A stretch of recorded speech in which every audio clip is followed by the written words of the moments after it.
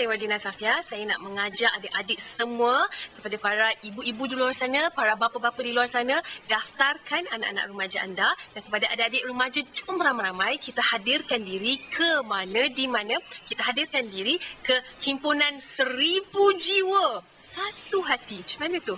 Jadi 1000 jiwa yang berbeza-beza, namun satu pokok yang ingin disampaikan pada himpunan 1000 jiwa satu hati ini adalah satu hati yang bersama-sama. Walaupun kita ni manusia banyak perangai, banyak ragam, banyak songeh, macam-macam personality, macam-macam perangai, tapi ada satu perkara yang akan membuatkan hati kita ni bersama. Apa dia? Memang sangat-sangat best. Saya berkesempatan bersama dengan himpunan 1000 jiwa satu hati pada tahun-tahun sebelum ini, dan Masya Allah, tengok adik-adik, himpunan adik-adik yang mempunyai hati, adik-adik yang sebenarnya ingin memperbaiki diri mereka. Tu dia. Dia rasa macam, saya ni nak jadi orang yang lebih baik lah tahun ni.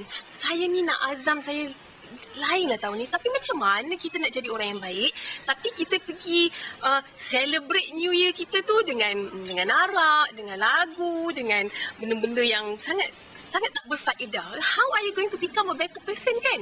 Okey, jadi kita buat lain lah tahun ni. Jom kita mantapkan jiwa kita. Sebab apa kita kena mantapkan jiwa kita? Sebab orang yang selalu resah, gelisah, orang yang selalu macam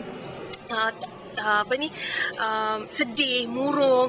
Sebab apa? Sebab jiwa dia tak kuat. Jiwa dia sangat lemah sangat. Jadi pada tahun ni, dalam himpunan 1000 jiwa satu hati ni, kita nak kuatkan jiwa kita tu. Sebab kita tak ada rasa stres, tak rasa sedih. Kita dah buat salah, it's okay. Kita mulakan hidup yang baru pada tahun ini.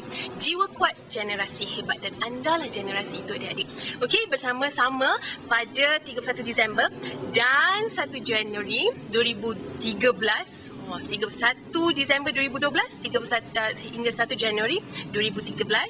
Okey, tahun ini biarkan tahun ini tahun yang baru, dengan semangat yang baru, dengan jiwa kuat yang baru, insya-Allah.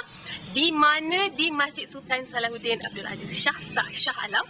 Okey, anda layari website tu, anda hubungi nombor-nombor yang tertera ni dan daftarkan diri anda segera. Cakap dekat mak, tahun ni saya nak pergi himpunan 1000 jiwa satu hati. Masya Allah, memang best sangat. Memang rugi sangat tak pergi. So insya Allah jumpa di sana nanti.